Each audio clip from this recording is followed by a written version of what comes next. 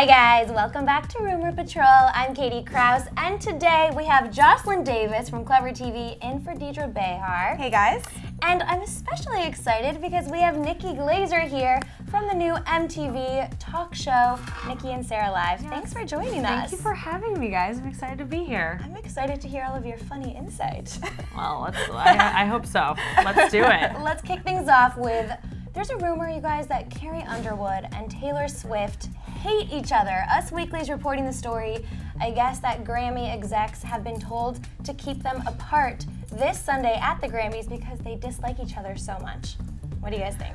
Well, part of me is annoyed by this story, and I would love to hear from you because you host a girl power show. Yeah. And I'm just kind of sick of hearing these stories. If this was two guys, would we even hear this? I mean, what do you think? That's a good point. I think they're just, we want a feud with Taylor. Like a we cat want fight? Taylor Swift to be in any kind of drama because she's so sweet. But I can kind of see this. Like lately, Taylor Swift is kind of, like you see her on the red carpets and she's kind of like changed. I feel like she's become a little bit more reserved and like a little bit more of a bad bitch. And I'm not saying that's a bad thing. No, not but at you all. can tell that she's there's a little bit of an edge to her now. So I can kind of see this going on. Well, Carrie Underwood talked about Taylor Swift in this month's Allure magazine, that's of right. which she's the cover girl, and she said, quote, we've never been in the same place at the same time. I'm not close to her. I guess we run into each other at events. And that's kind of a weird comment. Nothing, like she's not praising her. She didn't say anything nice about her, just sort of a standoffish remark, I thought. Well, I mean, they are in competition. Let's face it. Even though, in my personal opinion, at this point, Taylor Swift is a straight-up pop artist. I don't really think of her as a country artist at all. But people who get to that level in their game, whatever it is, usually do have a little bit of a competitive spirit, and maybe that's kind of what we're seeing here. And we can't forget that Carrie Underwood at the CMAs in November of 2012, she co-hosted. She made so much fun of Taylor Swift on stage.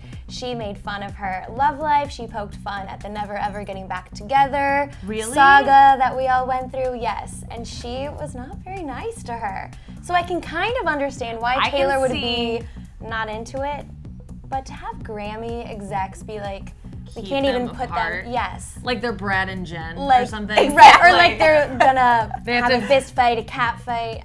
I don't know. That would probably pull a lot of ratings, though, honestly. And what is Carrie Underwood making fun of Taylor Swift for? She wrote a song where she ruined some guy's car because he cheated on her. Like property damage that you could go to jail for because he cheated, like he sang karaoke with another girl. So I don't think that she should, you know, make fun of Taylor for writing very emotional songs that I connect to on a very personal level. I love Taylor Swift, so I'm Team Taylor. Team Taylor?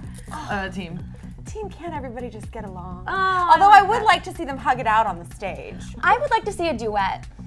A Carrie and Taylor Well, duet. I would not, because if we're gonna a sing-off, we all know who's gonna win that. That's true. That is very true. And I'm not gonna say who, but we all know. We all know. So I don't know that I'd like to see that, but I don't know. I'm Team Taylor. Team Taylor. Till I die. Also, as a side note, I don't know if you ladies watched the show Nashville, but apparently it's inspired a lot by Taylor Swift and a more mature female singer, who I wouldn't say probably is Carrie Underwood, but I'm sort of getting inklings of, you know, reminiscent moments from that show with the situation. Juliette Barnes on that show, Hayden Panettiere. Interesting. That show's great. It is good. Okay. One of our favorites here. Well, let's move on to our next rumor. This has to do with Robert Pattinson, who our Clever News viewers adore. Hollywood Life claims that a girl hooked up with him 2 times last summer after Kristen Stewart cheated. She gave this crazy detailed account about how he's a smoker, so he was very worried that his breath was going to smell like smoke, that it was one of the best nights of her life. I guess she works at this private club in LA. He went to the club and invited her to an after party, and the two just hit it off. Commenced a romance. Yes, and that he quote, knew how to take charge in the bedroom. Oh God. Whoa! Whoa! I'm a fan now. That's all I needed to hear. I was on the fence about him, but that's what you want as a guy taking charge with smoker's breath. Yeah. But Okay, so wait, did this happen after he knew about Yes. So after Kristen released that statement and apologized and they were kind of apart, that's when this happened. Yes. So that's fine. He's allowed to do that. I think so too. And you made a great point. Why don't you tell? Well, I think when Katie and I were chatting about this when the news broke the other day, I found Robert Pattinson more likable than ever after their breakup because he never really approached the subject, never talked about Kristen Stewart, has still never said anything bad about her. And I mean, he's just going higher and higher as far, for me at least. And now with these... And now with this story, I mean, my gosh. That is hot. Sign me up for the fan club, please. And you know what? She could have obviously made all of this up. If we all know he's a smoker, that's like a detail that's not. But it sounds believable. And it was the best night of her life. Good for this girl. I just agree. Being like, guess what? I slept with Robert Pattinson. It was great. It was my make-a-wish. Like that's my make-a-wish. It sounds. I like them together. I want this couple to be together. But I love hearing details like that. Me too. And I'm really happy that she kept her identity quiet. Because a lot of people, they just want the fame. They want to put their own names out there. And I kind of like the fact that she requested to remain anonymous. Oh, I like it too. I'm on board. Another reason you might love our Pats is that he loves shopping on Craigslist. Yeah. He does? He bought a car off Craigslist. Yeah, he bought like a Ford truck or something. Coolest. And that, so are they on they're together. They're together right now. Mm-hmm. Yeah. Okay. I like them. She screwed up. Yeah. She's sorry about it. She's young. She's young. It happens. I agree. And you know who actually defended Kristen Stewart this month is Emma Watson. She came out to Vanity Fair in Italy and said that she doesn't like all the negative attention that she got after that because she was young. We all make mistakes, and that's girl power. That's what I would like to see from Carrie and Taylor. Yeah. Right on. Having each other's backs, you know? Yeah. Well, let's move on to our last rumor. I know you're not going to be too happy about this one, but Rihanna supported Chris Brown in court. And we need to take a minute because... Is anyone happy about this? No one's happy about this. Today actually marks the 4-year anniversary of the incident. And I got you a cake. I'm just kidding. It's like, happy anniversary! Which is like one of her songs, birthday cake. Birthday cake. Yeah, that's great tie-in. So what do you think of this, Jocelyn? I'm very curious. Personally, I don't connect with this whatsoever. I don't know... I mean, we don't know what led up to the incident that happened 4 years ago, but I can't imagine anything for me personally that would be able to take me back to a relationship like that.